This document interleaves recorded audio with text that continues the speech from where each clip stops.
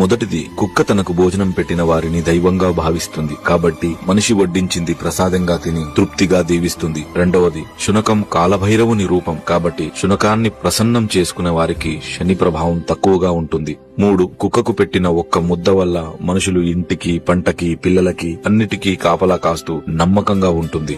4, ఇంటికి జరిగే అరిష్టాన్ని ఆవు గ్రహిస్తే ఇంటికి పొంచి ఉన్న ముప్పుని కుక్క రానివ్వకుండా చేస్తుంది. 5, కుక్క ఒకే జంతువు మనిషి బాధని, కన్నీళ్లను కూడా చూసి అవి తొందరగా పోవాలని, నా యజమాని సంతోషంగా ఉండాలని మనస్ఫూర్తిగా కోరుకుంటుంది.